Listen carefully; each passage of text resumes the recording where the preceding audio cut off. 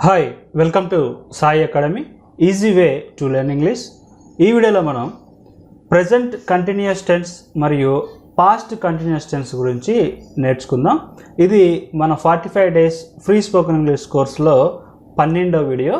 మీరు మొదటి 11 వీడియోలు చూడట్లయితే కింద డిస్క్రిప్షన్లో ప్లేలిస్ట్ ఉంటుంది. మొదట ఆ వీడియోలు చూడండి, తర్వాత ఈ వీడియోలోని చూడండి.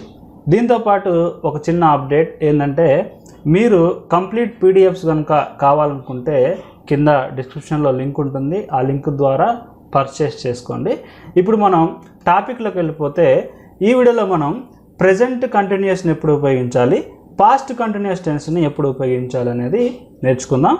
దానికంటే ముందు వాటి స్ట్రక్చర్స్ కనుక చూస్తే మనకి కంటిన్యూస్ టెన్స్ ఏదైనా సరే తీసుకుంటే మనకి అందులో వెర్బ్ ఎప్పుడు కూడా మనకి ఐఎన్జీ రూపంలోనే ఉండాలి. మీరు ఏ కంటిన్యూస్ టెన్స్ అయినా తీసుకోండి, ఆ కంటిన్యూస్ టెన్స్ అని ఉందంటే ఆ టెన్స్ మనకి ఐఎన్జీ రూపంలో ఉండాలి. సరే, మరి అది ఏ టెన్స్ అని మనం నిర్ధారించుకోవడానికి దానికి ముందున్న హెల్పింగ్ వెర్బ్స్ మనకి ఉపయోగపడతాయి. అది ప్రజెంట్ కంటిన్యూస్ టెన్స్ అంటే ప్రజెంట్ హెల్పింగ్ వెర్బ్స్ అయినా యామ్, ఈజ్, ఆర్ ఉంటాయి. పాస్ట్ కంటిన్యూస్ టెన్స్ అయితే పాస్ట్కు సంబంధించినటువంటి వాజ్, వర్ అనేవి ఉంటాయి. ఓకే, ఫ్యూచర్కి సంబంధించినట్టయితే దానికి సంబంధించిన హెల్పింగ్ వెర్బ్స్ ఉంటాయి. ఓకే, కానీ ఏ కంటిన్యూస్ టెన్స్ అయినా సరే మనకి వెర్బ్ అనేది ఐఎన్జీ రూపంలోనే ఉండాలి. ఇప్పుడు మనం కొన్ని ఎగ్జాంపుల్స్ ద్వారా ఈ రెండు టెన్సెస్ని క్లియర్గా అర్థం చేసుకోవడానికి ప్రయత్నిద్దాం. చూడండి, ఇక్కడ Ram is eating pizza. Ram is eating pizza. Ram pizza తింటున్నాడు. ఈజ్ అని ఉంది కాబట్టి ఇది ప్రజెంట్ అన్నమాట, ఇప్పుడు. Okay, Ram is eating pizza. Ram pizza తింటున్నాడు. మనకి పేరులోనే ఉంది, కంటిన్యూస్ అంటేనే కంటిన్యూగా జరుగుతూ ఉన్న పని. ఓకే, కంటిన్యూగా జరుగుతూ ఉన్న పని అని అర్థం అనమాట. Ram is eating pizza. Ram pizza తింటున్నాడు అంటే తింటూ ఉన్నాడు. ఇది ప్రజెంట్ కంటిన్యూస్. ఇదే సెంటెన్స్ని మనం పాస్ట్లో చెప్తే చూడండి, ఇక్కడ Ram was eating pizza. Ram pizza తింటున్నాడు. ఎప్పుడు? At this time yesterday. నిన్న ఇదే సమయానికి రామ్ పిజ్జా తింటున్నాడు. Okay, Ram is eating pizza now. Ram ఇప్పుడు పిజ్జా తింటున్నాడు. Ram was eating pizza at this time yesterday. Ram నిన్న ఇదే సమయానికి పిజ్జా తింటున్నాడు. ఓకే, ఇక్కడ ఈజ్ వచ్చింది కాబట్టి ఇది ప్రజెంట్ కంటిన్యూస్, ఇక్కడ వాజ్ వచ్చింది కాబట్టి ఇది పాస్ట్ కంటిన్యూస్. ఓకే, ఇంకొన్ని ఎగ్జాంపుల్స్ చూద్దాం. చూడండి, ఇక్కడ Ram is playing cricket now. Ram ఇప్పుడు క్రికెట్ ఆడుతూ ఉన్నాడు. అదే పాస్ట్లో చూస్తే Ram was playing cricket when I went there. When I went there, నేను వెళ్ళినప్పుడు, నేను ఎప్పుడైతే వెళ్ళానో అప్పుడు Ram was playing cricket. Ram cricket ఆడుతున్నాడు. నేను వెళ్ళినప్పుడు రామ్ క్రికెట్ ఆడుతున్నాడు. ఇది past continuous. Ram was playing cricket when I went there. కానీ ప్రజెంట్లో చెప్పాల్సినప్పుడు Ram is playing cricket now. Ram ఇప్పుడు క్రికెట్ ఆడుతున్నాడు. ఇది ప్రెజెంట్ అనమాట. ఓకే, ప్రజెంట్ కంటిన్యూస్ని ఎప్పుడు ఉపయోగిస్తామంటే మనం మాట్లాడుతున్నప్పుడు అదే సమయానికి కంటిన్యూగా జరుగుతూ ఉన్న పనిని మనం ప్రజెంట్ కంటిన్యూస్లో చెప్పాలి. పాస్ట్ కంటిన్యూస్ని ఎప్పుడు చెప్పాలంటే పాస్ట్లో ఒక టైంకి ఒక పని జరుగుతూ ఉన్నప్పుడు.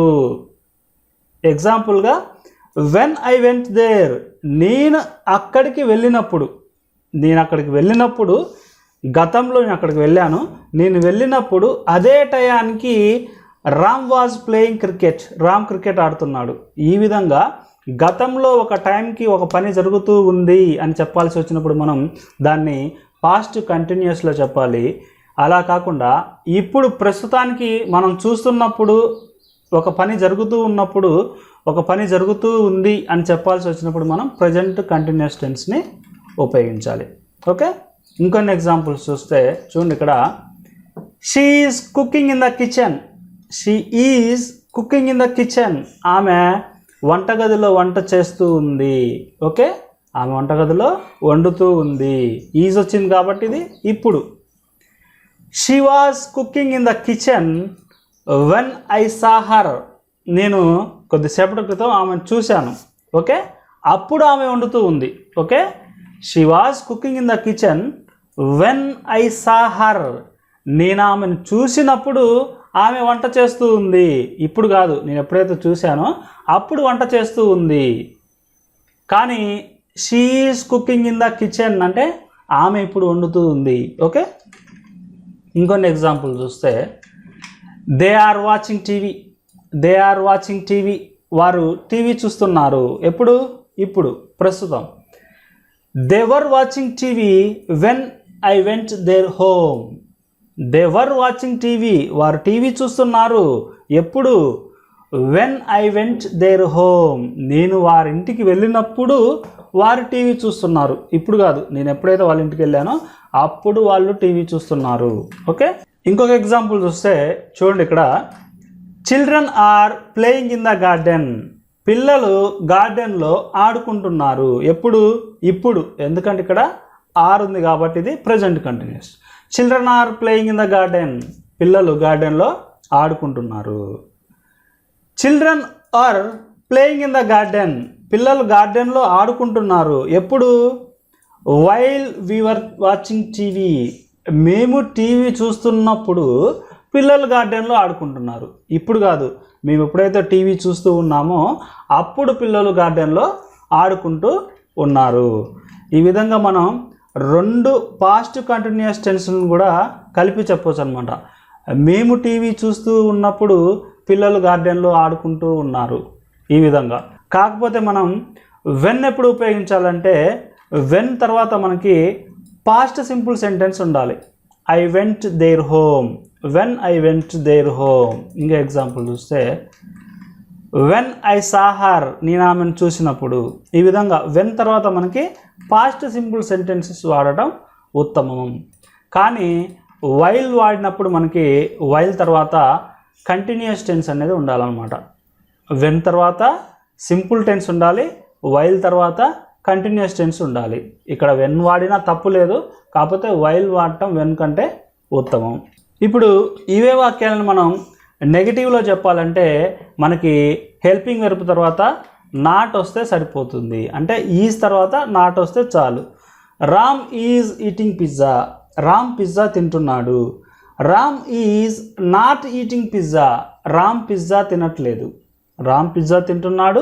రామ్ పిజ్జా తినట్లేదు. అదేవిధంగా Ram was eating pizza at this time yesterday. నిన్న ఇదే సమయానికి రామ్ పిజ్జా తింటున్నాడు. వాజ్ తర్వాత నాట్ పెట్టండి. Ram was not eating pizza at this time yesterday. Ram నిన్న ఇదే సమయానికి పిజ్జా తినట్లేదు. ఓకే, ఈ విధంగా. Ram is playing cricket now. Ram ఇప్పుడు క్రికెట్ ఆడుతున్నాడు. ఈ తర్వాత నాట్ చేరిస్తే Ram is not playing cricket now. Ram ఇప్పుడు క్రికెట్ ఆడటం లేదు. Ram was playing cricket when I went there. నేను అక్కడికి వెళ్ళినప్పుడు రామ్ క్రికెట్ ఆడుతున్నాడు. వాజ్ పక్కన నాట్ పెడితే Ram was not playing cricket when I went there. నేను అక్కడికి వెళ్ళినప్పుడు రామ్ క్రికెట్ ఆడటం లేదు. ఈ విధంగా ప్రతి సెంటెన్స్ని మనం నెగిటివ్లోకి నాట్ పెట్టడం ద్వారా చెప్పొచ్చు. అదే మనం క్వశ్చన్స్ అడగాల్సినప్పుడు ఈజ్ లేదా ఈజెంట్ని సబ్జెక్ట్కి ముందు తీసుకురావాలి. ఓకే, ఈజ్ ముందు పెడితే అది పాజిటివ్ క్వశ్చన్ అవుతుంది. ఈజెంట్ పెడితే అది నెగిటివ్ క్వశ్చన్ అవుతుంది. ఓకే, రామ్ పిజ్జా తింటున్నాడా? Is Ram eating pizza. Ram pizza తినట్లేదా? Isn't Ram eating pizza. ఈ విధంగా మనం ఎస్ ఆర్ నో క్వశ్చన్స్ కూడా అడగచ్చు. అదేవిధంగా మనం WH క్వశ్చన్స్ కూడా అడగచ్చు. ఓకే, ఫర్ ఎగ్జాంపుల్ ఇక్కడ రామ్కు ముందు ఈజ్ ఉంది. ఓకే, ఈ బాక్స్ అనేది ఈజ్ అనుకుందాం. వాట్ అనే క్వశ్చన్ తీసుకుంటే వాట్ ఈజ్ రామ్ రామ్ ఏం తింటున్నాడు? Why is Ram eating pizza. Ram ఎందుకు పిజ్జా తింటున్నాడు? When is Ram eating pizza. Ram ఎప్పుడు పిజ్జా తింటున్నాడు? Okay, how is Ram eating pizza. Ram pizza ఎలా తింటున్నాడు? సబ్జెక్ట్ కూడా తీసేస్తే మనం హూ తీసుకుంటే who is eating pizza. Pizza ఎవరు తింటున్నారు? ఈ విధంగా మనం WH క్వశ్చన్స్ కూడా ప్రాక్టీస్ చేయొచ్చు. ఓకే, ప్రజెంట్ కంటిన్యూయస్ అంటే ఇప్పుడు ప్రస్తుతానికి ఒక పని జరుగుతూ ఉంది అని మనం చెప్పేటప్పుడు ఉపయోగిస్తాము. గతంలో ఒక పని ఒక నిర్దిష్ట సమయానికి జరుగుతూ ఉంది అని చెప్పడానికి మనం పాస్ట్ కంటిన్యూస్ టెన్స్ని ఉపయోగిస్తాము.